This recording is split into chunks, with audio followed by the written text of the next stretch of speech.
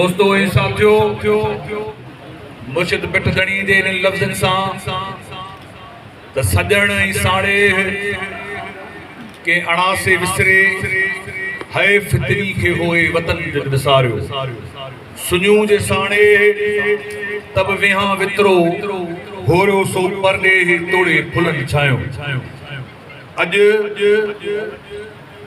GS महाज जे तरफ़ां सिंधु दरिया जे मथां पंजाब जे तरफ़ां ॾाढ जी बुनियाद ते 6 गैर कानूनी कैनाल कढण जे ख़िलाफ़ ऐं सिंध जूं ग्रीन पाकिस्तान इनिशिएटिव जे नाले ते कारपोरेट फार्मिंग जी आड़ में ज़मीन जी नीलामी इन ॿिनि बुनियादी मसइलनि ते अॼु हीअ सिंध इत्तेहाद कॉन्फ्रेंस असांजी पार्टी चेयरमैन मोहतरम रियाज़ अली चांदू साहब जे सदारत हेठि घुराई वई आहे उन में आयल समूरनि महिमाननि जा शुक्रगुज़ार आहियूं हिन सॼी कार्रवाई जे मुतलिक़ तव्हां ऐवान जे आॾो वधीक इन मामले ऐं मक़सद जी चिटाई जे लाइ इस्तताई तकड़ीर करण जे लाइ आउं गुज़ारिश कंदुसि जीएस महाज जे मान वारे चेयरमैन मोहतरम रियाज़ अली चांदू साहब खे त अवां सां मुखातिब थिया सिंध इत्तेहाद कॉन्फ्रेंस में शरीक थियल मान वारा मौजूद मेहमान साहिबो अस्सलाम वालेकुम आऊं अॼोके इन कॉन्फ्रेंस में अवां खे शरीक थियण ते जीएस महाज पारां भलीकार चवां थो अवां बख़ूबी इन ॻाल्हि खां बाख़बर आहियो त हिन कॉन्फ्रेंस जूं मुख्य एजेंडाऊं सिंधु दरिया ते हुकूमत तरफ़ां ताक़त जी बुनियाद ते 6 गैर कानूनी कैनाल कढिया पिया वञनि ऐं ॿी एजेंडा सिंध जे लखा एकड़ ज़मीन ते कारपोरेट फार्मिंग लैंड ग्रेबिंग ऐं हुकूमती सरपरस्ती में धरती धड़नि खां ज़मीन खसी पई वञे सिंध जा आलमो सियासी मुदबरो अहले दानिश इन कॉन्फ्रेंस में गॾु थिया आहियो अवां ॼाणो था त असांजे अज़ीम सिंधु दरिया दुनिया जे 292 वॾनि दरियानि मां हिकु आहे आलमी तौर ते सिर्फ़ 22 दरिया अहिड़ा बचा आहिनि जेके पोछण ताईं छोड़ कनि था उन्हनि मां 21 नंबर ते असांजो ही अज़ीम दरिया जेको समुंड ताईं छोड़ कंदड़ दरिया आहे पर गुज़रियल 77 सालनि खां वठी पंजाब जे गैर कानूनी तौर ते ऐं जबर जे बुनियाद ते सिंध जे हिसे जो पाणी खणी रहियो आहे जंहिं करे कोठड़ी बराज खां हेठि पाणी नथो वञे हुकूमत माहौलियाती इदारनि जी हिकु सर्वे मूजिबि ठट्टो ऐं बदीन सजावल जे 30 लख एकड़ खां मथे ज़मीन समुंड गिड़काए वियो ऐं लखा एकड़नि खां मथे कराची ठट्टो सजावल ऐं बदीन ताईं तिमिर जा मैंग्रोव जा ॿेला ख़तम थी विया दरिया जो पाणी समुंड में न पवण करे उते लट न पहुचण करे ख़तम थींदा पिया वञनि जंहिं करे मच्छी जी पैदावार पिणु मुसलसल घटिजी रही आहे जंहिंसां हिकु तरफ़ उन इलाइक़े जा मकानी मुहाणा बेरोज़गार थिया आहिनि त ॿिए तरफ़ हारी आबादगार तबाह थी विया आहिनि जंहिं करे लॾ पलाण थी आहे उन्हनि इलाइक़नि जी मुआशी तबाही थी वई भाउरो दुनिया में उन्हनि मुल्कनि अंदरि पाणी तकरार थींदा रहिया आहिनि जिन मुल्कनि में सरहदुनि मां दरिया गुज़रनि था अलबत्ता जॾहिं उन्हनि मुल्कनि ऐं क़ौमुनि जो पाणी खणण मुतलिक़ को तकरार थिए थो त उनखे आलमी कानून मूजिबि हल कयो वञे जेको 1885 में कयो वियो प्रोफेसर H.A. सम्झ जो मशहूर किताब पोरियो ऐं मुआशी वाहपो रियासतुनि विच में मुआहिदे जो जाइज़ो पेश करे वो किताब चए थो त मोड़ वारी आबादी खे अहिड़ो को बि कानूनी हक़ हासिल न आहे त हू पंहिंजे मर्ज़ी सां पाणी खणी वठे ऐं पंहिंजे मर्ज़ी सां दरिया जो रुख मोड़े छॾे उन सां पुछण वारी इंसानी आबादी या मुल्क खे नुक़सानु दोस्तो गॾियल हिंदुस्तान में दरियाई पाणी जे मुनसिफ़ाणा इस्तेमाल वारे कानून हुजण करे इंसानी तरक्की थी सिंधु दरिया पंहिंजे 5 भरथू नदियुनि जे आधार ते ज़राअत वसीले अॻूणे उत्तर ऐं उलहंदे इलाइक़नि जिन में मौजूदा पाकिस्तान मुश्तमिल आहे जो भरजलू रही चुको आहे गॾियल हिंदुस्तान में पंजाब 19वीं सदी जे पोएं अध में सिंध जे तारीख़ी हक़ जो उत्तर पाणी खणणु शुरू कयो ऐं सतलज नदी ते ठहंदड़ बाखोड़ा डैम ते डेम ते सिंध पहिरियां ई उन वक़्तु उन ते एतिराज़ कयो ऐं बरतानिया जी हिंदुस्तान हुकूमत 1901 में हिंदुस्तान आबपाशी कमीशन जोड़ी उन में पंजाब खे हुकुम कयो त पंजाब अगरि सिंधु ते दरिया ते को बि नओं पाणी मंसूबो जोड़ींदो त सिंध खां इजाज़त वठंदो 1919 में पंजाब जे तकरार बाबति मुक़ररु कयल काटन कमीशन फ़ैसिलो ॾिनो त पंजाब तेसि ताईं सिंधु दरिया मां पाणी न ॾियणु खपे जेतिरे ताईं सखर बराज जा नतीजा पधिरा नथा थियनि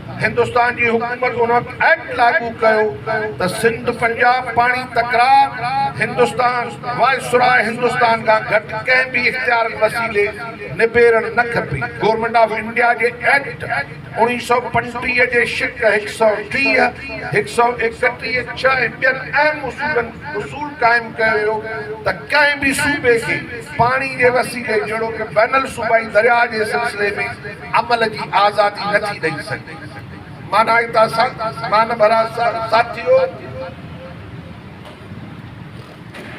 सिंध सां मान भरा साथियो 1885 खां पंजाब पाणी बाबति सिंध जो तकरार जारी रहियो जॾहिं सिंध बरतानिया जे कॉलोनी थियो जंहिं तहत सिंध खे कॉलोनियल सिस्टम वारे में कब्ज़े में हुई तॾहिं 1945 में सिंध पंजाब पाणी जो ठा थियो ऐं दरियाहनि ते पहिरियां मालिकाणा हक़ ॾिना विया सिंध अहिड़े ज़ालिम अंग्रेज़ दौर में बि सिंध सां अहिड़ो ज़ुल्म अंग्रेज़ दौर में बि न हो जहिड़ो मौजूदा पाकिस्तान अंदरि 7 ॾहाकनि खां थी रहियो आहे जंहिं मामले ते असां सिंध जे करोड़नि इंसाननि जूं ज़िंदगियूं ऐं जंहिंसां ख़ुशहालियूं वाबस्ता आहिनि मुल्क ठहण सां 3 दरिया इंडिया खे विकिरो कया विया जेके दरिया सिंध जूं भरथी नदियूं हुयूं जिन ते सिंध जो हक़ पहिरियों हो पर फौजी राज हुजण करे हिक तरफ़ फ़ैसिला कया विया ऐं मुआहिदे जे नतीजे में जेके इंडिया खां पैसा वरिता विया उन्हनि मां पंजाब जे इरिगेशन सिस्टम खे अपग्रेड कयो वियो मंगला डैम ठाहियो वियो पंजाब अजी नूरुल हुदा अपग्रेड कयो मंगला डैम ठाहियो पंजाब सॼो ज़ोर दरियाए सिंध मां ॾाढ जे बुनियाद ते पाणी चोरी करण सां शुरू कयो ऐं पंहिंजूं वाधू ज़मीनूं आबाद करण ते प्लानिंग कंदो रहियो पाणी ठाह जी ख़िलाफ़ वर्जी कंदो रहियो जंहिंसां समुंड ऐं दरिया जो घुरबल पाणी न वञण करे डेल्टा ऐं सॼी साहिली पट्टी मुतासिर थी आबाद ज़मीनूं गैर आबाद थियण चुकियूं जॾहिं उन खां अॻराओ कमीशन वाज़े करे चुकी त सिंध में बरसातूं घटि पवनि थियूं उतां जे माण्हुनि जो गुज़र सरवत दरियाए सिंध ते आहे तंहिं करे पंजाब गैर क़ानूनी तरह सिंधु दरिया मां पाणी न खणंदो ऐं 45 जो ठाह जो ख़ात्मो मुल्क ठहण सां कयो जंहिं बाद वरी 91 जो रियासती दबाव वसीले पाणी ठाह कयो पर उन वक़्तु सिंध जा आबपाशी वज़ीर मसरूर ख़ान जतोई उहो चई ठाह ते सयूं न कयूं ऐं इनकार कयो त ही ठाह अमल में आयो त सिंध जी माहौलियाती ऐं ज़रात डेल्टा माहौलियात ऐं ज़रात डेल्टा बची न सघंदा अॼु ही ठाह जूं तबाहकारियूं आहिनि जो पाणी न हुजण जे करे सिंध जी ज़रात तबाह थी वई आहे ऐं जर 98% सिंध जो जर में सिंखियो आर्सेनिक मुल्की अदालतुनि तरफ़ां जोड़ियल कमीशन जस्टिस जंहिंमें अमीर मुस्लिम हानी उन जो सरबराह हो जंहिंमें शानाइतो किरदार शोआब ओस्ते साहब अदा कयो उन जी रिपोर्ट आहे त सिंध जा माण्हू 98% ज़हरीलो पाणी पी रहिया आहिनि अॼु जॾहिं 91 जे ठाह खे 35 साल थी विया आहिनि उन जा भयानक नतीजा ही निकिता आहिनि त समुंड तेज़ी सां झिरकनि जी पुल ते पहुतो आहे माहौलियाती माहिर चवनि था जेकॾहिं कोटड़ी खां हेठि डेल्टा खे घुरबल ज़रूरत जो पाणी न ॾिनो वियो त समुंड कोटड़ी ताईं 2050 ताईं पहुची वियो जॾहिं 1923 में secretary of state Hindustan Sukkur बराह जी मंज़ूरी ॾिनी तॾहिं पंजाब सरकार सखर बरा जी तामीर जी मुखालफ़त कंदे 1924 में थल कैनाल जी रिथा आंदी। वरी उन रिथा खे वधाइण लाइ 1925 में वाधू पाणी खणण ते ज़ोर ॾिनो वियो। नेठि फरवरी 1926 में थल कैनाल रिथा खे दफ़न कयो। पर आमिर मुशर्रफ ऐं पंजाब जे जबर ऐं ताक़त जे करे उन थल कैनाल खे ज़िंदा कयो जेको सिंध जे माण्हुनि लाइ तबाह कुनो। पीपी ऐं नवाज़ लीग भी उन थल कैनाल रिथा के जारी सारी रखियो जंहिं सबब नरगो ज़रात तबाह जारी थारी रखियो। थल कैनाल जो फेज़ 1 फेज़ 2 ते कम हले पियो। ही सिंध लाइ मौत मार कैनाल आहिनि। चोलिस्तान कैनाल, चाबहार कैनाल समेत ॿिया ठहंदड़ कैनाल सिंधु दरिया जे दाइमी तौर ते पंजाब जे कब्ज़े में ॾियण जूं रिथाऊं जंहिं सबब नरगो ज़रात तबाह थींदी पर माहौलियाती बर्बादी कई वेंदी। कराची जंहिंमें करोड़े इंसान रहनि था उहे पाणी जे ढुक लाइ सिकंदा। कराची शहर में अॻ में ई पाणी नथो मिले। सरकारी माफ़िया टैंकर जे ज़रिए शहरनि खे पाणी ॾेई रही आहे। जेकॾहिं उहे कैनाल ठहिया त सिंध जा कराची समेत नंढा वॾा शहर पीअण जे पाणी खां महरूम थींदा। तंहिं करे असां सिंध जे मुस्तक़िल रहवासी खे पंहिंजे दरिया जे दाइमी तहफ़ुज़ लाइ हलंदड़ गॾियल जदोजहद जो हिसो असांखे हिसो थियणो पवंदो जीअं माहौलियाती मुआशी ऐं क़ौमी अलमे खां बची सघूं ऐं पंहिंजे ईंदड़ नस्ल खे वहंदड़ दरिया ॾेई सघूं। हिन कॉन्फ्रेंस में शरीक साथियो, मुल्क ठहण सां मक़ामी माण्हुनि मथां ज़मीन जी ख़रीदारी ऐं मिल्कियतुनि जी ख़रीदारी ते बंदिश कई वई। रोहिड़ी कैनाल अंग्रेज़नि पंहिंजे वफ़ादारनि ते अॻ में ई आबादगारी कई हुई पर बाद में रिटायर फौजी जनरलनि कर्नलनि खे कुटू बाराज कोठड़ी बाराज ते लखें एकड़ ज़मीन ॾिनी वई। पर सिंध जे तख़्तगाह कराची शहर जी हालत अहिड़ी कई वई जो उते दिफ़ाई ज़रूरतुनि जे आड़ में आर्मी एयर फोर्स ऐं नेवी खे ज़मीन ॾेई मक़ामी माण्हुनि जा ॻोठ ऐं माहीगीर जूं बस्तियूं उजाड़े डिफेंस हाउसिंग अथॉरिटी जोड़ी। अॼु बि समुंड खे लटे DHA सिटी जोड़ियो वियो आहे। रहियल ज़मीन ते क्यामाड़ी जे मक़ामी रहवासियुनि खां ज़मीन खसी पई वञे। बिल्डर माफिया, अफसरशाही, ताक़तवर इदारनि जी लैंड ग्रैबिंग जो नेटवर्क मौजूद आहे। हिन 17 सालनि में पीपल्स पार्टी जे दौर में ही नेटवर्क एतिरो त मज़बूत कयो वियो आहे जो बहरिया DHA सिटी ऐं ॿिया मेगा स्कीमूं ठाहे उन जी न माहौलियाती स्टडी कराई वई। उहे मनसूबा जोड़े पहाड़ कटिया विया, ॿेलनि जी वाढी करे नदियूं ख़तमु कयूं वयूं।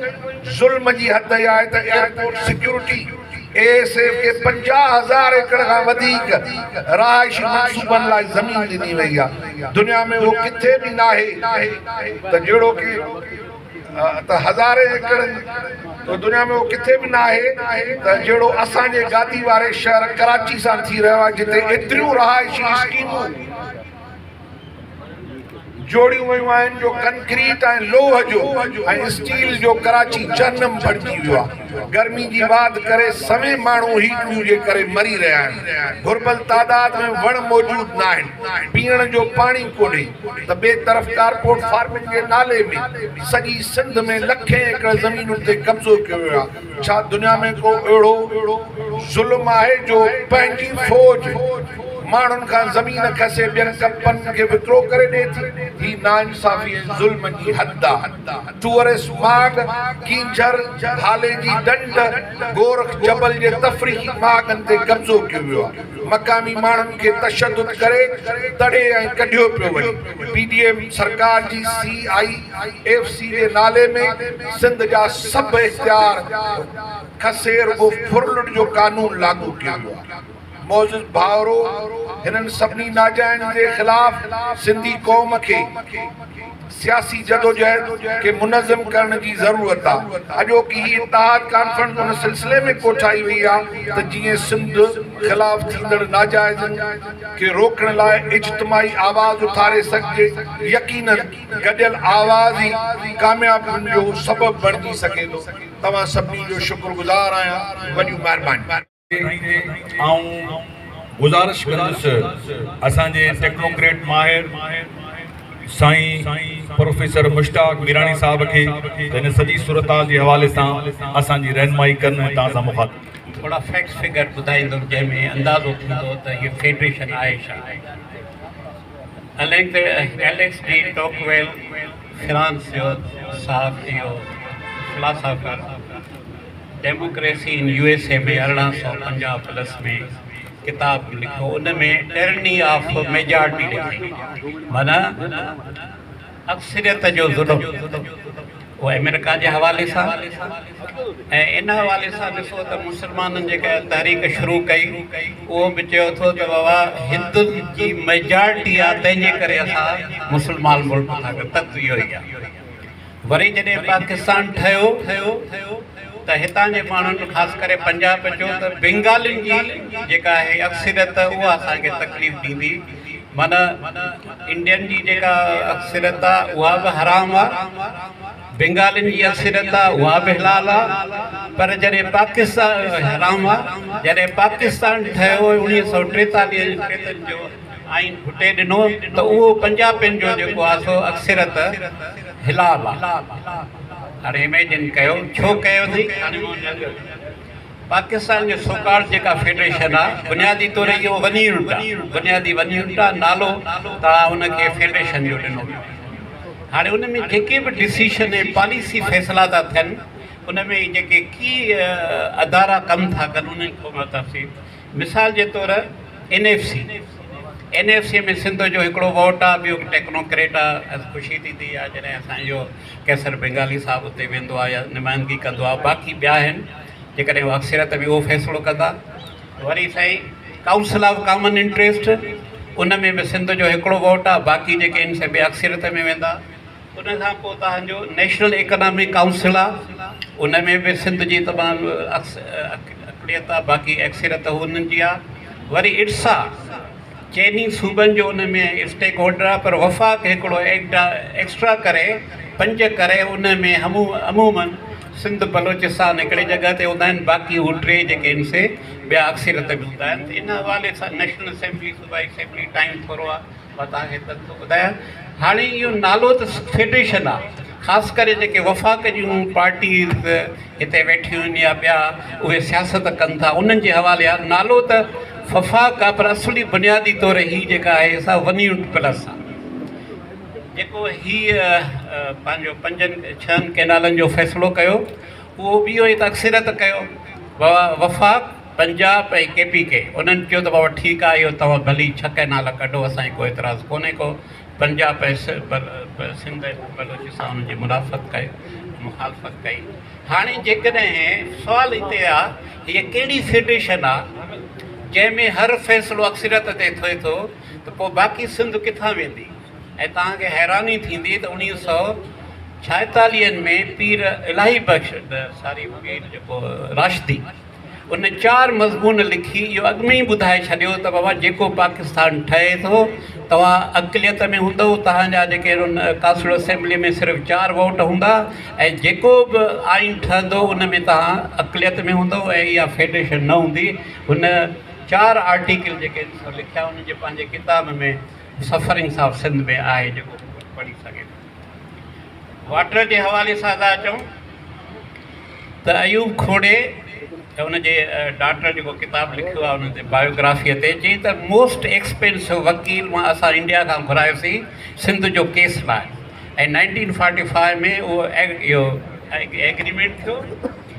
ऐं उहो उन अयूब खोड़े जे लाइ एतिरो हुयो जो जॾहिं वन यूनिट में हुनखे चवंदा तो वन यूनिट ठाहे, डेफिनेटली उन जो ग़लति फ़ैसिलो असां हुनखे कंडेम था कयो।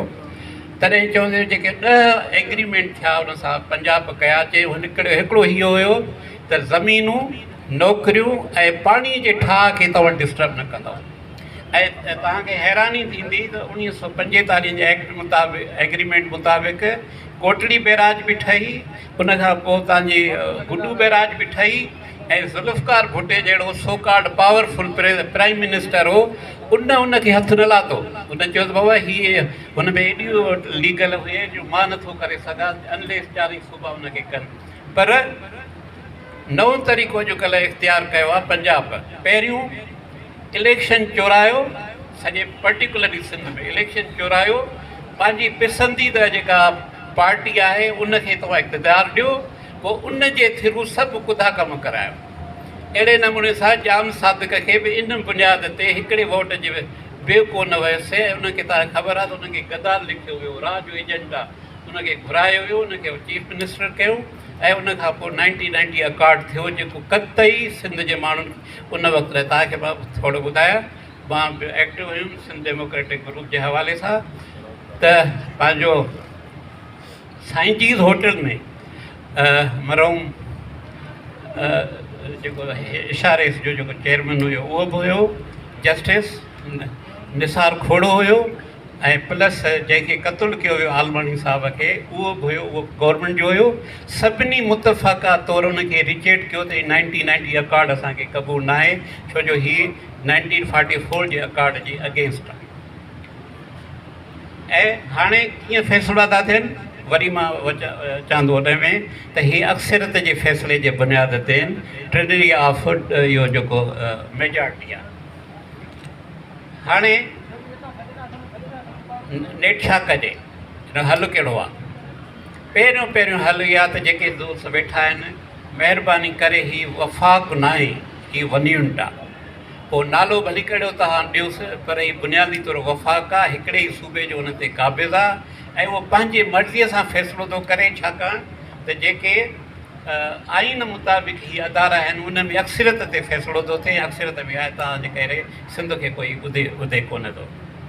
ऐं ॿियो इहो आहे त हीअ जेको कैनाल हिन जा ज़मीन है, मुंहिंजी पंहिंजी रिसर्च मुताबिक़ सिंध मां जेके हुन जो आहे एसआईएफ जे तरफ़ 13,60,000 एकड़ ज़मीन जेकॾहिं हली वई सिंध मां, त घटि में घटि 36 लख माण्हू दरबदर थींदा। मुंहिंजी रिसर्च आहे, पोइ माण्हू करे 36 लख कीअं, जेके उन ते कब्ज़ो थींदो उन मां माना IDP थींदा, प्लस जॾहिं हुन में पाणी न वेंदो त उहे बि IDP थींदा। ॿिन्ही खे कंदासीं घटि वधि थी सघे थो, त माना अंदाज़ भला मिनिमम 30 खां 36 लख जेके फ़र्द आहिनि, आबादी आहे, उहे दरबदर थींदा। Where they will go? Industry त आहे कोन। जॾहिं इंडस्ट्री आहे कोन, वॾा शहर कराची केतिरो इब्ज़ार कंदी, हैदराबाद केतिरो इब्ज़ार कंदी, लाड़काणो केतिरो इब्ज़ार कंदो, सखर केतिरो इब्ज़ार। त ईअं माना पोइ असांखे ईअं लॻंदो ॼण हीअ सोमालिया वांगुरु माण्हू वीचारा दरबदर था थियनि। वॾो ह्यूमन डिज़ास्टर आहे। ऐं लास्ट में इहो आहे त ॾिसो, इंटरनेशनल रिलेशन में तव्हां जेके पाड़ेसरी तब्दील नथा करे, बलोचिस्तान सिंध परे कोन वेंदा, पंजाब सिंध परे कोन वेंदो, KPK कोन वेंदा, इंडिया कोन वेंदो। पाड़ेसरनि सां सुठे नमूने सां हुजे, भाइपी हुजे, बिरादर हुजे। शर्त इहो हुजे त हर एक जा जेके हक़ आहिनि, जीनियन हक़ आहिनि, इंटरनेशनली रिकॉग्नाइज़्ड हक़ आहिनि, उन्हनि खे तव्हां क़बूल कयो ऐं हिक ॿिए सां सहकार कयो। तंहिंजे करे पंजाब लाइ इहा मुंहिंजी जेका आहे सॼे सिधा त महिरबानी करे तूं पंहिंजो इहो अक्सरियत वारे इन फ़ैसिले खे छॾे करे सभिनी जेके फेडरेटिंग यूनिट्स आहे उनखे तव्हां एतमाद में वठी, पॉलिसी आहे डिस्कशन कयो, उनजी डिबेट कयो, उन जा अंग रखियो उन में, ऐं उनखे सभु ॼणे एग्री कनि था, तॾहिं ई जेको आहे सो सही फ़ैसिलो आहे। ईअं न आहे त वरी असां ते जाम सादिक मड़े, वरी पंहिंजे मर्ज़ीअ सां फ़ैसिला कनि, वरी अयूब खोड़ो अचे त उनजी मर्ज़ीअ सां फ़ैसिलो कनि, वरी पीर इलाही बख़्श अचे त उनजी मर्ज़ीअ सां कराची खे जुदा कनि, वरी जेको हिन वक़्तु हुकुमरान आहिनि उनजी मर्ज़ीअ सां जेको कैनाल थियनि। इहा हाणे फेडरेशन न थी सघे। तंहिंजे करे ख़ासि करे पंजाब लाइ त महिरबानी करे पंहिंजी पॉलिसीज़ चेंज कयो। असां काॾे कोन वेंदासीं, हाणे बि आहे, पोइ बि हलंदासीं, पर ईअं हिक ॿिए जा जेके हक़ आहिनि, हिक ॿिए जा वसीला आहिनि, उन्हनि ते कब्ज़ो न थिए। महिरबानी। नासिर मंसूर साहब की गुजारिश है तो मुखातब थे। सिंध की डेमोग्राफी पे हमला हुआ है, सिंध के वसाइल के ऊपर हमला हुआ है। सिंध से बाहर से भी हमला है और अंदर से भी है। बाहर से हमला ये है कि पानी का इशू है, ये आज नहीं है, पहले भी कालाबाग डैम पे यहाँ लोग लड़े, और एक जर्नल जो कहता था कि ये वर्दी मेरी खाल है, लोगों ने उसकी खाल उतारी और कालाबाग डैम नहीं बनने दिया। सिंध के लोगों ने हमेशा पॉलिटिकल स्ट्रगल की है, मास स्ट्रगल है, डेमोक्रेटिकली वो लड़े हैं। इसी तरीके से वन यूनिट के खिलाफ लड़े हैं, बम्बई से अलग करने के खिलाफ वो लड़े हैं, अपनी वादत के लिए लड़े हैं। तो मेरा यकीन है کہ سندھ آج بھی جو ہے یہ پانی کا جو مسئلہ آیا ہے اس کے اوپر فتح یاب ہوگا. یہ کبھی بھی یہاں کے 7-7.5 کروڑ لوگ جو ہیں اپنی دھرتی کے اوپر سندھوں کے جو بہتا ہوا سندھو ہے اس کو بند کرنے کے لیے اور اس کے ساتھ جو جڑی ہوئی تہذیب ہے اس کے اوپر حملہ جو ہو رہا ہے اس کو روکے گی. دوسرا مسئلہ یہاں پہ زمینوں کے قبضے کا ہے. سیدھی بات کرنی چاہیے. آرمی جو ہے باقاعدہ طور پہ بزنس کر رہی ہے، جیسے میرانی صاحب نے کہا، یا مارشل لا ہے. یہ 1 یونٹ ہے اس ملک کے اندر. یہاں کتابوں میں کاغذوں میں لکھا ہوا ہے 1 یونٹ نہیں ہے، لیکن حقیقت میں پچھلے 70 سال سے یہاں 1 یونٹ ہے. ایک ہولسٹک ایک بڑی لڑائی ہے. اس لڑائی میں یہ 2 چیزیں جو ہیں موسٹ امپورٹنٹ ہیں. آرمی کا رول، آرمی جس طریقے سے زمینوں پہ قبضہ کر رہی ہے اس کو روکنا پڑے گا. اور روکنے کے لیے مجھے یہ ایک بات یہاں رکھنا چاہتا ہوں کہ سب لوگ الگ الگ لڑ رہے ہیں. 20 تاریخ کو یہاں ہو رہا ہے، 23 تاریخ کو کوئی کر رہا ہے، 27 کو کوئی کر رہا ہے. کالا باغ ڈیم کے خلاف جس طرح سارے لوگ ایک ساتھ تھے، بالکل اسی طریقے سے یہ کرنے کی ضرورت ہے. میں آخر میں یہ کہوں گا کہ ہم سب کنونس لوگ ہیں، ہم سب باتوں کو سمجھتے ہیں. مسئلہ سندھ کے ایشوز پر بات نہیں کرنے کی ضرورت نہیں ہے. بات یہ ہے کہ یہ جو مسئلہ ہے اس کو حل کس طرح کیا جائے اور اس کو روکا کس طرح جائے. آخر میں صرف ایک بات یہ ہے کہ when injustice become law, resistance become a duty. جب لاقانونیت قانون بن جائے تو ریزسٹنس اور مزاحمت جو ہے وہ فرض ہے. تو سندھیوں پر اب یہ فرض ہو گیا ہے کہ وہ مزاحمت کریں. اور مزاحمت میں یہ سمجھتا ہوں اس ملک کی سب سے ریپریسو فورس جو ہے وہ ہمارے سامنے آ کے کھڑی ہو گئی ہے. ہم نے ایوب خان کو چیلنج کیا ہے، ہم نے ضیاء الحق کو چیلنج کیا ہے، ہم نے مشرف کو چیلنج کیا ہے. تو اب ہم حافظ صاحب کو بھی چیلنج کریں گے. بہت شکریہ. جی سندھ قومی پارٹی کے چیئرمین ऐं पाणी माहिर मोहतरम नवाज़ खान ज़ोर साहब के तव्हां सां मुखातब थिया कि अहिड़ा फ़ैसिला जेके बिज़ाहिर त चङियुनि नियतनि सां कया वेंदा आहिनि पर उहे क़ौमनि जी ॻिची में पइजी वेंदा आहिनि या ॻिची जो गठु थी पवंदा आहिनि. सो सिंधी क़ौम सां बि विरहाङे दौरान ईअं थिया. हिन वक़्तु जेका सूरत हाल आहे उन्हनि जा जेकॾहिं पेरा खणूं था त उहे बि इन सूरत हाल में वञी लॻनि था. 1945 में सिंधु दरिया जा 2 भाईवार हुआ जिन जे विच में टकराव हो. पंजाब ऐं सिंध जे विच में टकराव हो.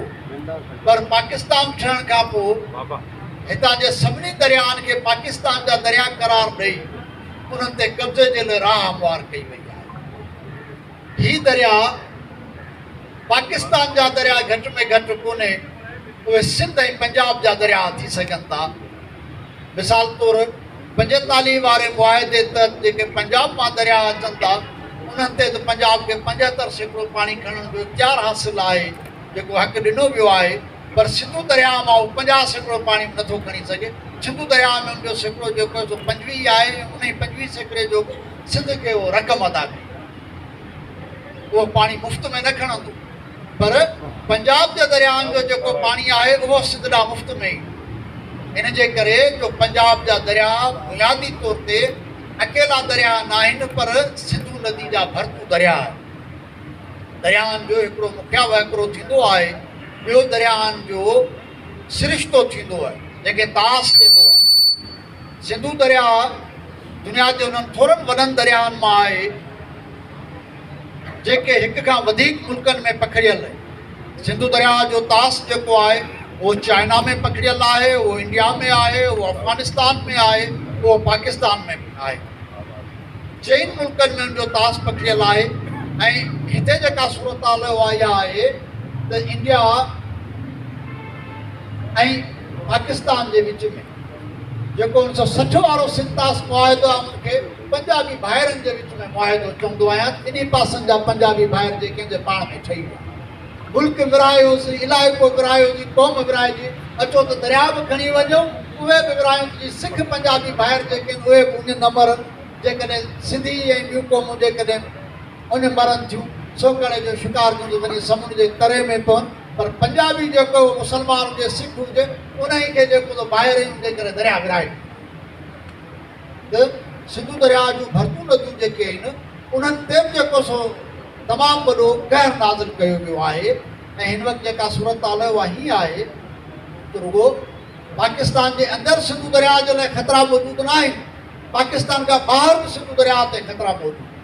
मिसाल तौरु सिंधु दरिया कैलाश मां जितां निकिरे थो दालचीन वटां, उतां जी हिकिड़ी जेका शाख आहे संगी खबाब, उहा साल जा 12 ई महीना वहे थी। उन जो पाणी कंहिं ग्लेशियर मां नथो अचे, कंहिं ढंढ मां नथो अचे, पहाड़ जी छाती मां थो अचे। उहो ज़मीन मां हिकिड़ो चश्मो ईंदी उबड़का ॾेई निकिरंदो आहे, जीअं माउ जी छाती मां थञ निकिरंदी आहे, ईअं धरती मां सिंधु दरिया जी संगी खबाब शाख जेका आहे सिंधु दरिया मां चश्मे वांगुरु फुटे थी। तंहिंजे करे तिब्बती ऐं ॿुधी उन बाग खे काइनात जी धुन चवंदा। त उन ई ते सेंगी अली वटि जेको आहे सो चाइना डैम थो लॻे, तमामु ख़तरनाक सूरत हाल आहे। सिंधु दरिया जी वॾे में वॾी भरतू शाख जेका आहे उहा आहे काबिल दरिया, जेको सालियानो अॻे 28 मिलियन एकड़ फुट ताईं उन में पाणी ईंदो, पर मथे उन्हनि डैम वधाइनि त हाणे 18 खां 22 मिलियन एकड़ फुट पाणी जेको आहे सालियानो सिंधु दरिया में दाख़िल थो करे।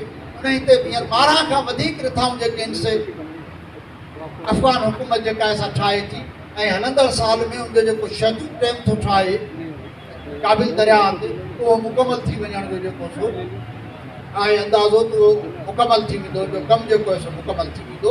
जॾहिं सिंध खां ॿाहिरि सिंधु दरिया जे भरतू वाकिरनि ते या सिंध जा जेके मुख्य वाकिर आहिनि उन्हनि ते डैम ठहंदा, ज़ाहिर आहे सिंधु नदी ते उनजो ख़राबु असरु पवंदो। साॻिए वक़्तु सभ खां वॾो ज़ुल्म जेको आहे सो पाकिस्तान जे हदनि अंदरि आहे त हिकिड़े पासे डेमनि जूं रिथाऊं आहिनि, ऐं हर हुकुमरान डेमनि जी रिथा खे अॻिते वधाइण जी कोशिशि कई आहे। ऐं इन जे करे कई आहे जो पंजाब जा मफ़ाद जेके आहिनि से डेमनि, हींअर डेमनि ठाहिण जे बजाए घणो तौरु जेको आहे सो कैनालनि ते ॾिनो वियो आहे त सिधी रीति कैनाल था कढूं। उनजो सबबु इहो आहे त डेमनि जे ख़िलाफ़ु, मिसाल तौरु कालाबाग डेम जो मामिलो हो, सिंधी बि उनजे ख़िलाफ़ु हुआ, बलोच बि उनजे ख़िलाफ़ु हुआ, पठान बि उनजे ख़िलाफ़ु हुआ। वली खान का सवाल कयनि आप कालाबाग डैम की मुखालफत क्यों कर रहे हैं, तो वली खान चयो क्या पाकिस्तान सिर्फ और सिर्फ कालाबाग डैम पर आकर रुकता है और यहाँ से ही शुरू होता है। ॿियूं क़ौमूं डेमनि जो मुखालिफ़ हुयूं, जो डेमनि जा असरात जेके हुआ मुख़्तलिफ़ क़ौमनि जे नुक़सानकार हवाले सां पिया थी। हिननि चालाकी इहा कई आहे डेमनि जे बजाए सिधा जेको सो कैनाल था कढनि, ऐं हाणे उन में चालाकी जेका उहा इहा आहे बाबा ॿ कैनाल त सिंध में था कढूं, गुडू बैराज थियल कैनाल ऐं रेणी कैनाल हितां था कढूं, सिंधी ख़ुशि थी वेंदा बाबा सिंध में 2 कैनाल था ठहनि। हाणे उहे कैनाल जेके निकिरनि था खैरपुर, भोजकी ऐं उमरकोट जे ज़मीननि खे आबाद कंदा, ऐं उहे ज़मीनूं उहे हूंदियूं जेके सिधी आबादगारनि ऐं हारियुनि जूं न हूंदियूं, पर बिज़ात ते ख़ुदि जेका कंपनी सरकार आहे यानी पाकिस्तान जी मिलिट्री जूं ज़मीनूं हूंदियूं, ग्रीन पाकिस्तान इनिशिएटिव जे नाले में जेके ज़मीनूं आबाद थींदियूं उहे उन्हनि जे लाइ कैनाल था। हेॾा बलोचनि खे चयो त कच्छी कैनाल जेको अव्हांखे कढी था ॾियूं, पठाणनि खे चवंदा त उलहंदो जेको राइट बैंक इश्मा राइट बैंक कैनाल आहे उहो अव्हांखे कढी था ॾियूं। हालांकि उन्हनि 2 कैनालनि ते पंजाब जूं ज़मीनूं बि आबाद थियूं, घणियूं ज़मीनूं पंजाब जूं आबाद थियूं। ऐं ॿिया कैनाल जेके वॾे में वॾो कैनाल चोलिस्तान कैनाल, उहो ठाहिनि था सतलज दरिया ते जंहिंमें पाणी कोन्हे। सतलज 60 वारे मुआहिदे में इंडिया खे हिकिड़ी ॾिनल नदी आहे जंहिंमें पाणी कोन्हे। जेकर हुन में पाणी ईंदो आहे त पंहिंजी प्रेस घोड़ा कंदी आहे, या हितां जी इस्टेब्लिशमेंट चवंदी आहे, या आबी दहशतगर्दी आहे। भई जंहिं दरिया में पाणी कोन्हे उन ते तव्हां कीअं कैनाल ठाहियो? उनजो सबबु इहो आहे त पाणी सॼो सिंधु कैनाल मां खणी ईंदा लिंक कैनालनि जे वसीले। 2 लिंक कैनाल आहिनि, तौसा पंजरत लिंक कैनाल ऐं Chashma Jhelum link canal. Chashma Jhelum link canal मां सिंधु जो पाणी खणी वञी चिश्मा पंहिंजे झेलम दरिया में था विझनि, तौसा पंजरत लिंक कैनाल मां सिंधु जो पाणी खणी अची चनाब दरिया में था। सॼा दरिया खणी जे करे बि दरियानि में विझंदो ज़ाहिर तबाही थींदी। त हींअर जेका सूरत हाल उहा इहा आहे त हींअर मामिलो रुॻो जेको सो पाणी जे विर्छ जो मामिलो न आहे, हींअर मामिलो ख़ुदि सिंधु दरिया जे पंहिंजे वजूद जो सुवालु आहे, सिंध जे पंहिंजे वजूद जो सुवालु आहे। ज़मीन जे मामले खे, डेमनि जे मामले खे, कैनालनि जे मामलनि खे गॾाए खणण जी ज़रूरत आहे। असांखे सिंधु दरिया ते मामन डैम क़बूलु कोन्हे, असांखे सवाद दरिया ते मामन डैम क़बूलु कोन्हे, सिंधु दरिया ते जेको आहे भाषा डैम क़बूलु कोन्हे, सिंधु दरिया ते दासू डैम क़बूलु कोन्हे। असांखे अखोड़ी डैम क़बूल कोन्हे, सुकी किनारी डैम क़बूल कोन्हे, को बि डैम सिंधु दरिया तोड़े जे भरतू नदियुनि ते असांजे लाइ क़ाबिल क़बूल न आहे। त डैमनि जूं रिथाऊं जेकर उहे बंदि थियणु खपनि, कैनालनि जूं रिथाऊं बंदि थियणु खपनि, ऐं ज़मीन ते कब्ज़े जी जेका रिथा आहे उहा बंदि थियणु घुरिजे।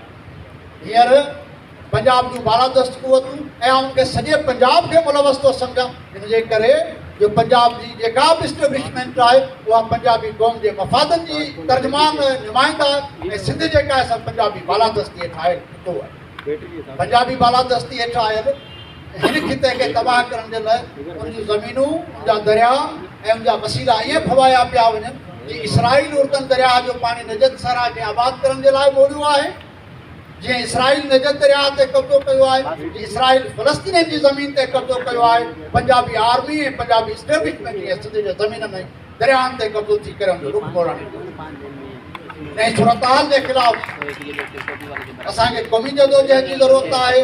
सिंध जा समूरा माण्हू बग़ैर कंहिं तफ़रीक़ जे सिंध में रहंदड़, सिंधी ॻाल्हाईंदड़, उर्दू ॻाल्हाईंदड़, ॿीं उहे पंजाबी ॻाल्हाईंदड़ जेके विरहाङे खां अॻु में सिंध में आया आहिनि, हिते वेठा आहिनि, उन्हनि समूरनि माण्हुनि खे हिन दरिया हिन वतन खे बचाइण जे लाइ गॾियल जदोजहद करणी पवंदी। इन जे करे जो हीउ वतन, हीउ दरिया आबाद हूंदो थी सॼो खितो आबाद हूंदो।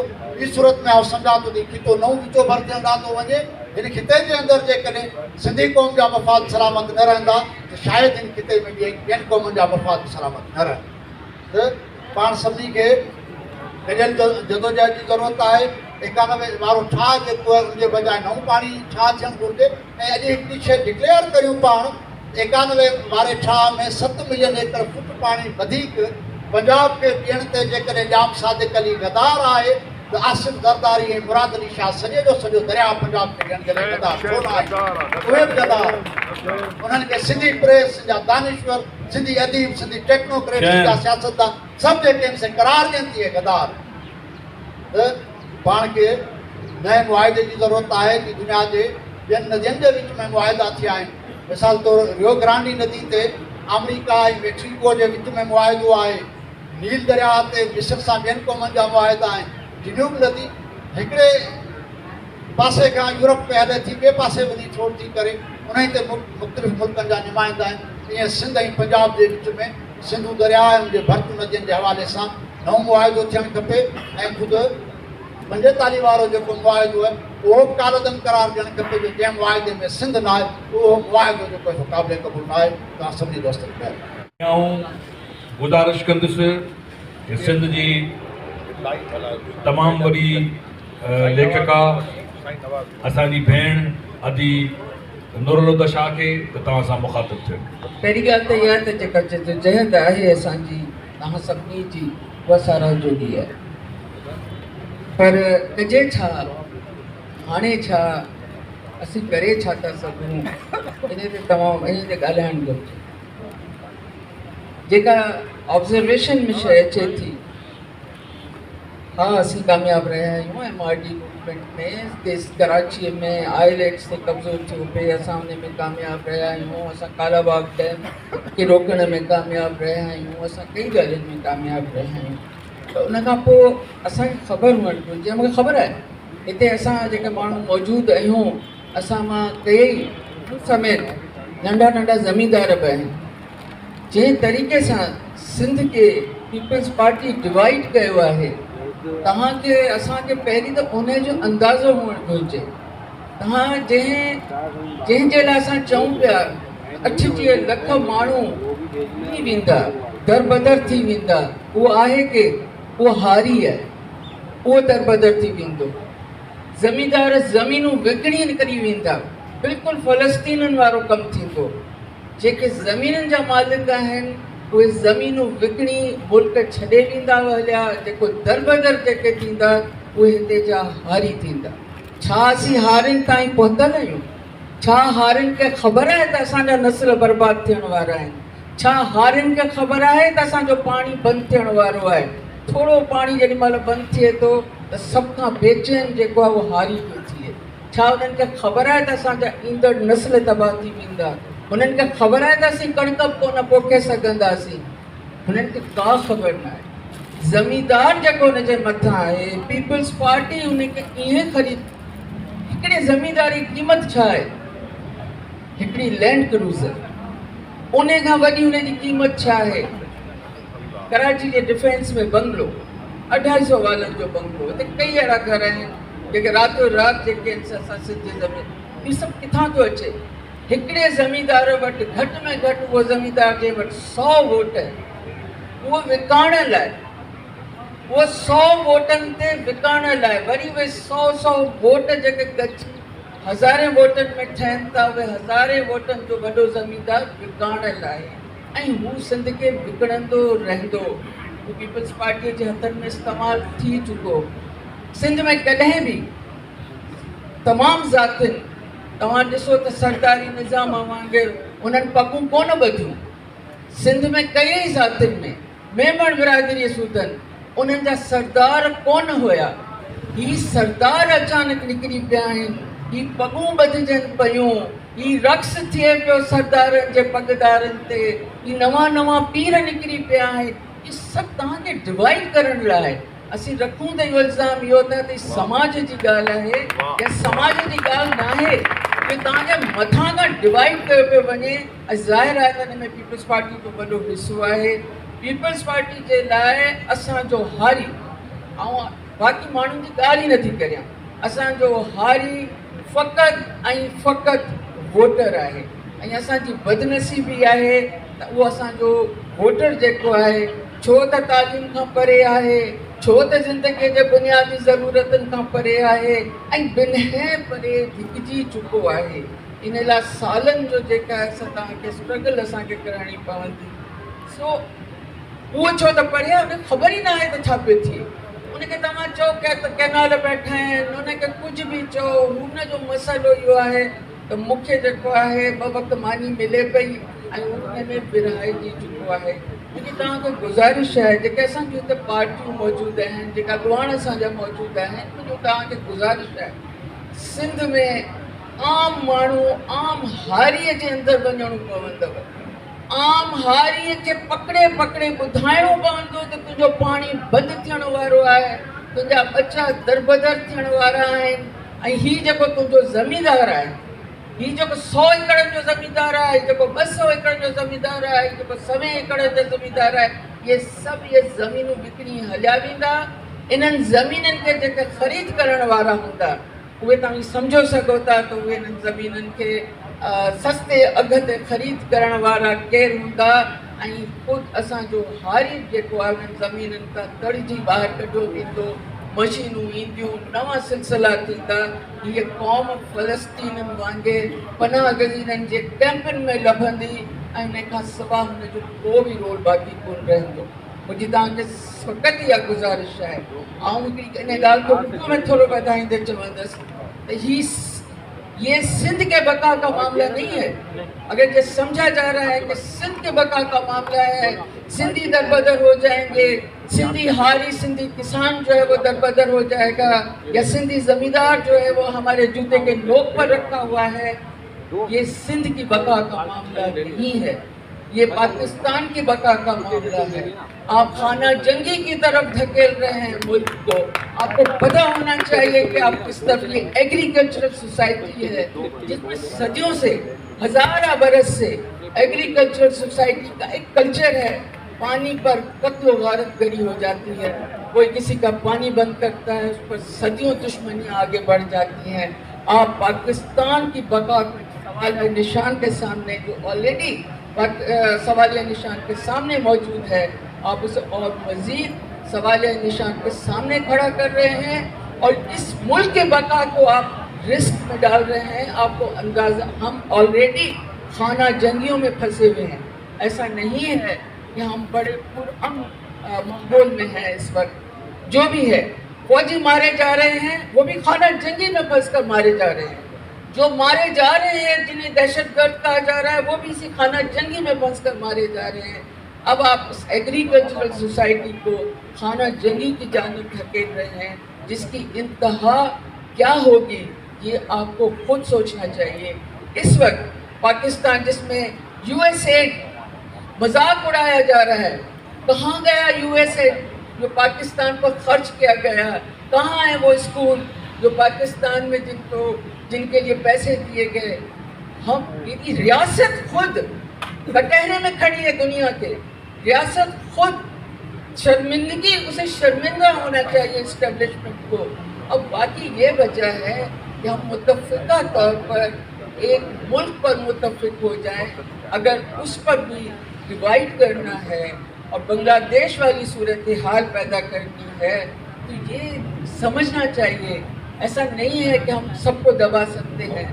जब एक हुजूम कौमें, एक कौम नहीं, पाकिस्तान कसीरुल अक़वाम मुल्क है, कई कौमें जब अपनी बका के लिए खड़ी हो जाएंगी, लेकिन नस्लें मर रही होंगी प्यास से, बेरोजगारी से, सूखी ज़मीन से, उस वक्त एक दूसरे के गिरबानों में तो जो हाथ होगा सो होगा, मगर आग आपके घर तक भी जाएगी और मामला बका पर आकर, सवाल पर आकर ठहर जाएगा। दुनिया में कई मुल्क जिन्होंने लोगों के, आम लोगों के हुकूक के लिए काम नहीं किया, वो कहाँ हैं? दुनिया में कई मुल्क, कई कौमें जिन्हें दरबदर कर दिया गया आज भी। लेकिन आप देख लें फ़लस्तीन को कितने बरस गुजर गए, ज़मीनें खरीद ली गई, बहरिया टाउन जैसे, डिफेंस जैसी सारी सोसाइटियाँ उनकी ज़मीनों पर खड़ी कर दी गई, उनका एग्रीकल्चर तबाह कर, वो एग्रीकल्चरल सोसाइटी की तबाह कर दिया गया। लेकिन किसी भी कौम की बका वो सवाल है कि पनाह गज़ीनों के कैंप में क्यों ना बैठी हो वो कौम, वो लड़ती रहेगी, कटती रहेगी, मरती रहेगी।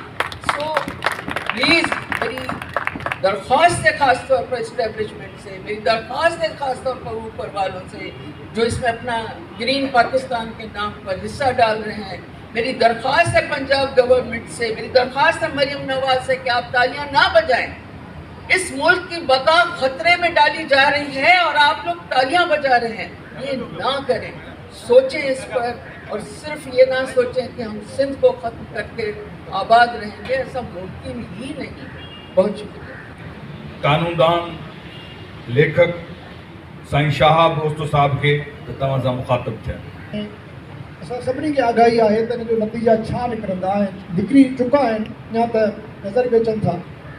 मां सम्झां थो त ॾिसो हिन वक़्तु पाकिस्तान जेको मुल्क आहे, रियासत जेका आहे, उते को बि कानून, आइन, अदालतूं, जमहूरी रिवायतूं, जमहूरी रस्ता, का शइ कोन बची। हिन वक़्तु हिकिड़ो मुकमिल कंप्लीट जेको आहे सो कैप्चर आहे। असांजे इस्टेब्लिशमेंट, मेन स्ट्रीम पॉलिटिकल जेके पार्टीज़ आहिनि, ख़ासि तौर ते PMLN, पीपल्स पार्टी, उन्हनि सां हुननि हिकिड़ो घणनि ई सालनि जो अलायंस कयो आहे, जेको जंहिंजा असांखे सिम्पटम्स नज़र था अचनि।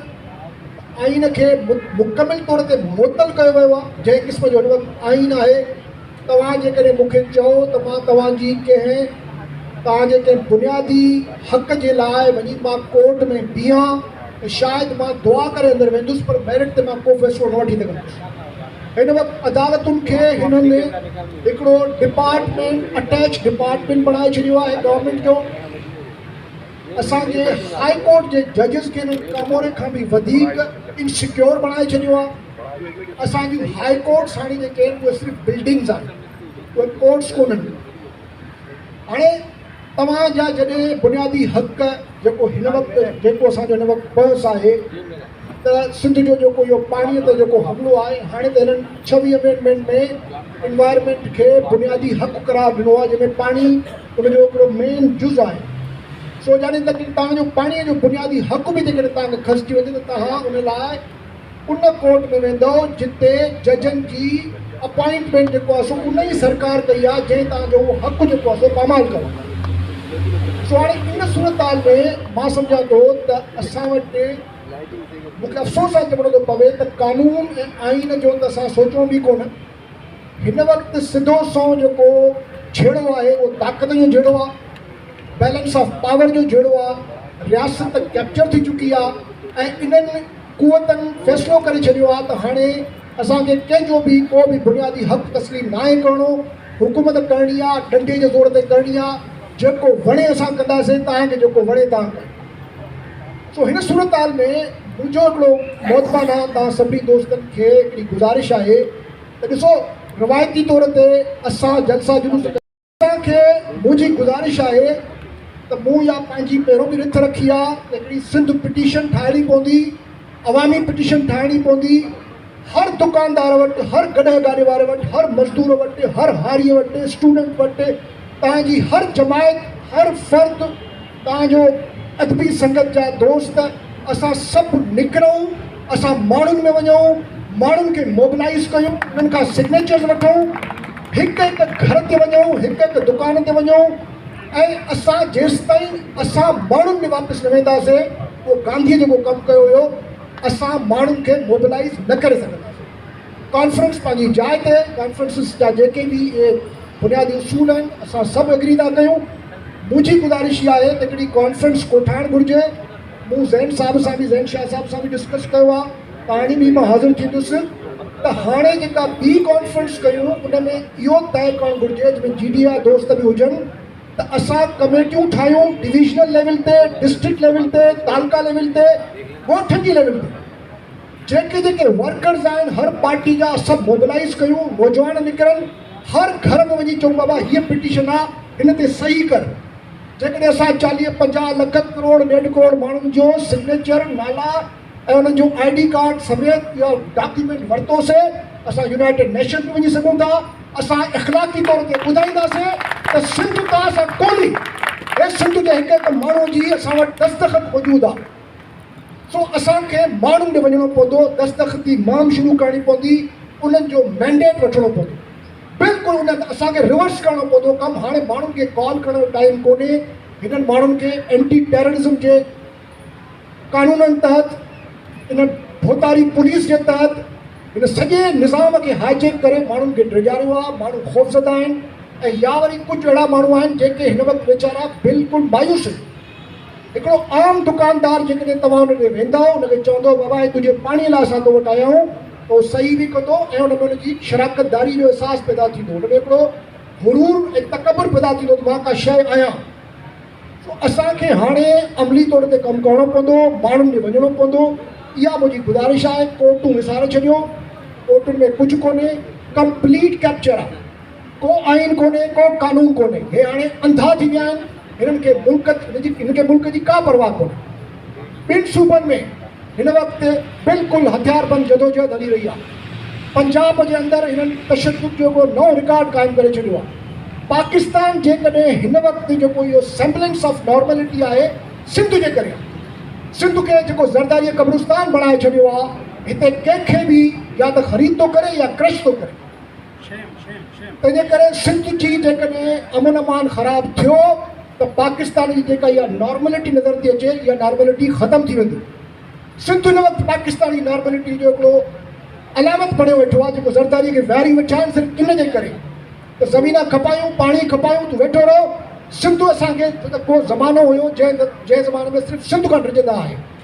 जेको बि पॉलिटिकल कल्चर जेको हुयो प्रोटेस्ट जो सिंध में हुयो। पंजाब में छा हुयो? पंजाब में त कुझु बि कोन हुयो। एबाडी मूवमेंट पंजाब में थोरी हुई। तंहिंजे करे सिंध खे हिननि अहिड़े तरीक़े सां कैप्चर कयो आहे, भोतारनि खे इकठो करे, ब्यूरोक्रेसी खे इकठो करे, हाणे जजनि खे इकठो करे। असांखे सिर्फ़ु हिकिड़ो ई हल आहे, हिकु हिकु माण्हू ॾे वञिणो पवंदो। असां माण्हुनि ॾे वेंदासीं, माण्हू असां सां गॾु वापसि हलंदा ऐं उहो डॉक्यूमेंट असां यूनाइटेड नेशंस में, जिते जिते सुप्रीम कोर्ट में पूरी दुनिया खे ॾेखारींदासीं। सिंध जे 2 करोड़ 3 करोड़ माण्हुनि जेको आहे दस्तख़त ॾिनी आहे त असांखे इहो कैनाल न घुरिजे। उहा असांजी इख़लाक़ी फतह हूंदी। इहा मुंहिंजी हम्बलता खे सबमिशन। महिरबानी। साईं ख़ुदा शाह साहब ॿिन्ही मनसूबनि जो ख़ालिक़ ऐं उन्हनि खे असां ते नाफ़िज़ कंदड़ हिकिड़ी क़ुवत आहे, जेका हिकु तरफ़ असां खां पंहिंजी ज़मीन पई खसे मुख़्तलिफ़ बहाननि ऐं तरक़ियाती मनसूबनि जे आड़ में, ॿिए तरफ़ जेका ज़मीन बचे थी, जेका आबादी लाइक़ु आहे बि कोन, हिन वक़्तु उन ज़मीन ते पाणी मौजूदु कोन्हे, उन ज़मीन खे कब्ज़ो करणु चाहे थी। मतिलबु त धाड़ियुनि चऊं, चोर चऊं, फोड़ू चऊं, जेको बि आहे उहो साॻियो हिकिड़ो ई माण्हू आहे, हिकिड़ो ई टोलो आहे जेको असां खां पंहिंजा वसीला खसणु थो चाहे। मुंहिंजो तालुक़ु जीअं त कराचीअ सां आहे, ऐं गुज़ारिश इहा कंदुसि त कराची जी ज़मीन ते अंग्रेज़नि जे दौर खां वठी वाधार शुरू थिए, मनसूबनि जे नाले सां, शहरनि जे नाले सां, KPT खां वठी, कराची बंदर खां वठी, जेके आस पास जूं ज़मीनूं उतां मक़ामी माण्हुनि खे बेदख़ल कयो वियो, ऐं उते शहर ठाहियो वियो। इहो सिलसिलो हलंदो हलंदो हिन वक़्त ताईं कराची जूं जेके 92 देवियूं जंहिंजी 7 लख एकड़ ज़मीन हुई, 1948 में इन मां 54 देवूं मर्कज़ खे ॾिनियूं हुयूं ऐं 38 देवूं ज़िले ठटे खे ॾिनियूं हुयूं। पोइ वनी यूनिट जे ख़ात्मे खां पोइ जॾहिं इहे देवूं वरी बि कराची ज़िले खे असुल सूरत में बहाल कयो वियो, जेका हाणे कराची डिवीज़न जी शिकिल में मौजूदु आहे। इन 7 लख एकड़ ज़मीन में हिन वक़्तु 1 एकड़ ज़मीन बि बाक़ी कोन बचियल आहे।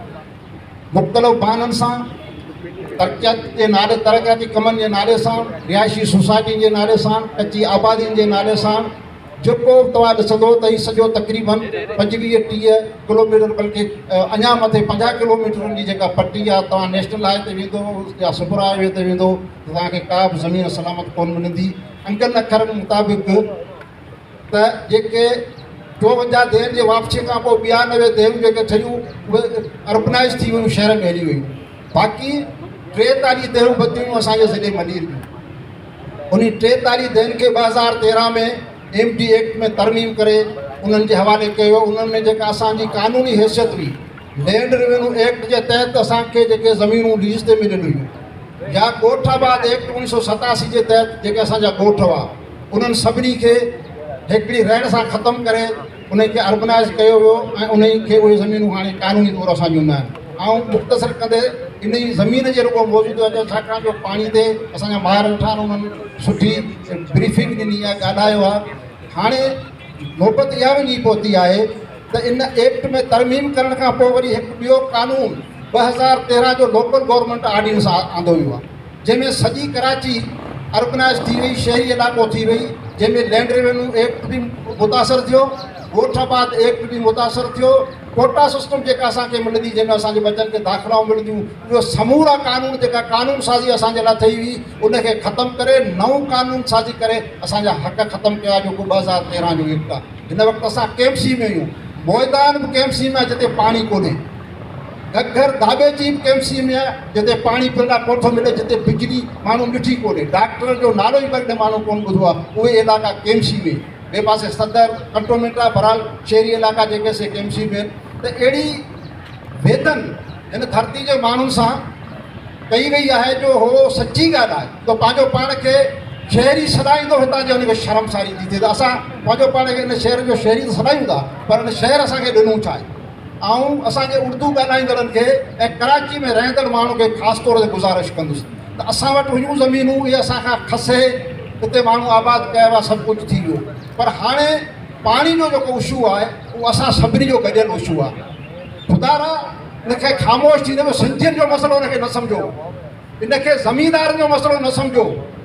असांखे ख़बर आहे त 50 सालनि खां, बल्कि 1 सदीअ खां वठी जेको तव्हां कराची में पाणी इस्तेमालु कयो शहर में, उहो असां मनीर वारनि तव्हांखे ॾिनो आहे, डिमरोटी पंहिंजे पाणी जे खूहनि जे सूरत में।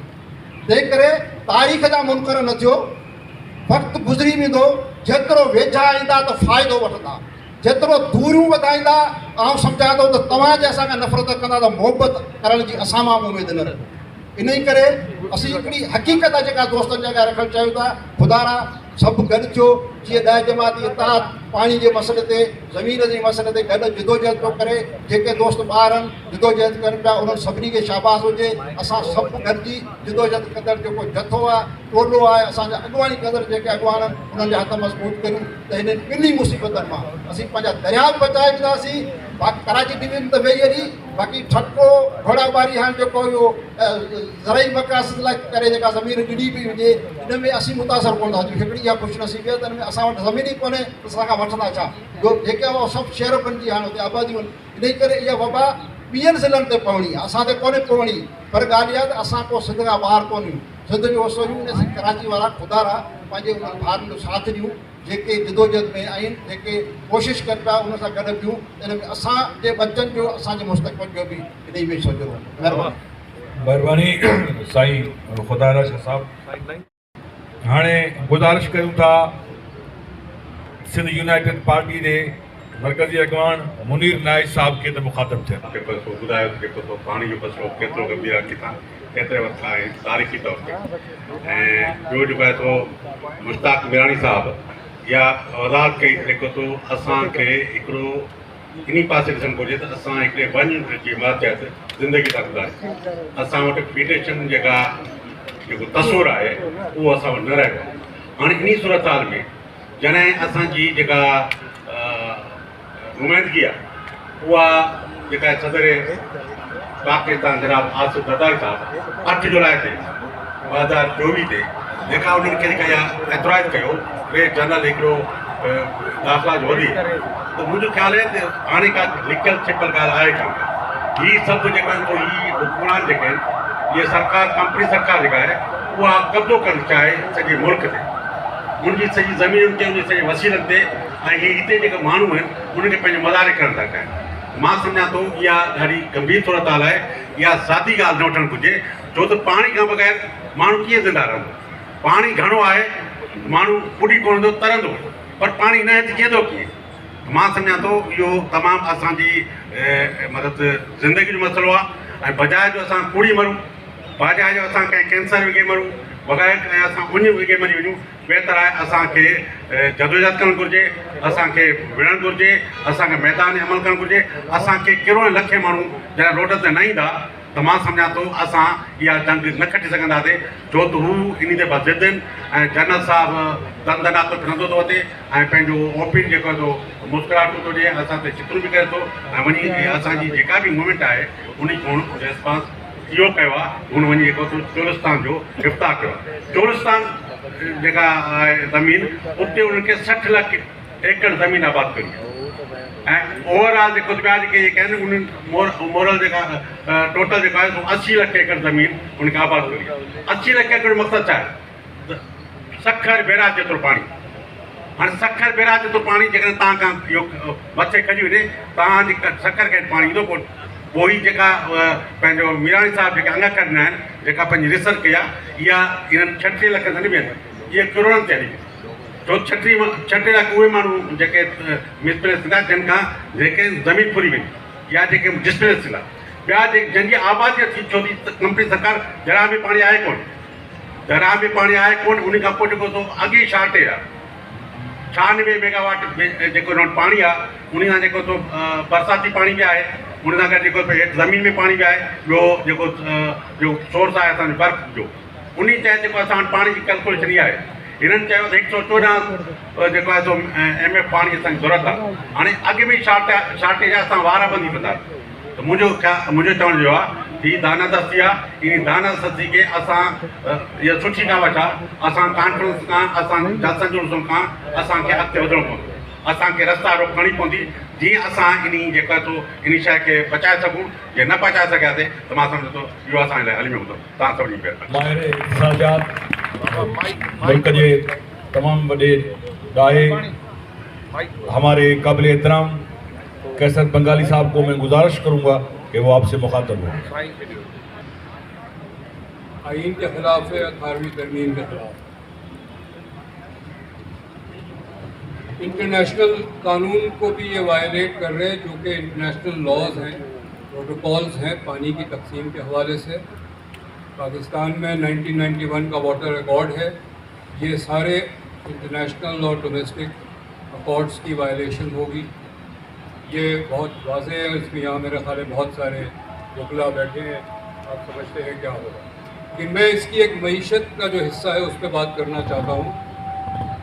इसकी जो जस्टिफिकेशन ये दी जा रही है कि हम कॉरपोरेट फार्मिंग इंट्रोड्यूस करेंगे, जिससे बहुत इजाफा होगा पैदावार में और पाकिस्तान हम एक्सपोर्ट भी करेंगे और खुशहाल हो जाएगा। कॉरपोरेट फार्म जो है वो एक कंपनी होता है, उस कंपनी का मकसद मुनाफा कमाना होता है।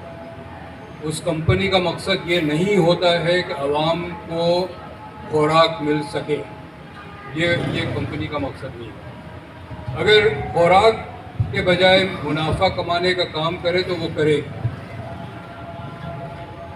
इस वक्त एक ख़तरा जो था अभी भी है cash crop versus food crops का, यानी हम गंदम पैदा करें या कपास पैदा करें। अगर कपास में इनको ज़्यादा पैसे मिलेंगे तो गंदम को रकबा नहीं मिलेगा, सिर्फ कपास को मिलेगा, लोगों के पास खाने को नहीं होगा। एक चीज़ जो डेवलप हुई है वो बायो डीज़ल है। शुगर केन से डीज़ल बनाया जाता है। अगर पेट्रोल की प्राइस बहुत बढ़ गई दुनिया में तो डीज़ल बनाना मुनाफे बख्श हो जाएगा, तो हम ज़्यादा से ज़्यादा काश्त करेंगे गन्ना की और गंदम नहीं करेंगे। बल्कि इस वक्त जो इन्होंने सपोर्ट प्राइस हटाई है गंदम की, इसका भी ख़तरा ये है कि गंदम का रकबा कम हो जाएगा, गंदम कम होगा, गंदम की शॉर्टेज होगी, महंगा हो जाएगा। ये जो सिर्फ पानी का तो मसला है और सब आप इससे वाकिफ़ है कि पानी बंद करने से, पानी कम करने से, कैनाल बनाने से क्या नुकसान होगा। लेकिन जो कॉरपोरेट फार्मिंग की बुनियाद है कि मुनाफे की बुनियाद पे ज़राअत का शोबा चलाया जाए, ये बहुत ख़तरनाक है। ज़राअत सदियों से रोटी का ज़रिया रहा है और अब ये है कि जी ज़राअत रोटी का ज़रिया नहीं है, मुनाफे का ज़रिया है। और ये मुनाफा भी गैर मुल्की कंपनी बनाएंगे, सऊदी कंपनी बनाएंगे और ये मुनाफा बाहर चला जाएगा। अभी भी हम एक बहरान में है। अगर $1 आता है तो उसके $2.5 बाहर जाता है आज भी, और अगर $1 आने के बजाय $3.5 $4 बाहर जाएगा तो आप अंदाज़ा लगा सकते हैं मुल्क का इस बहरान का हाल क्या होगा। और ये बहरान सिर्फ सिंध का नहीं होगा। अगर सिंध में गंदम नहीं पैदा होता है तो पूरे पाकिस्तान में गंदम नहीं होगा। ये पूरे पाकिस्तान का मसला है। और ज़मीनों का जो मसला है, मेरा ख्याल में पंजाब के हारियों के साथ इत्तेहाद करने की भी ज़रूरत है। ये जो बात, इसकी माशी पहलू जो है, इसका फूड सिक्योरिटी का जो इशू है, ये भी हमें मद्देनज़र रखना चाहिए।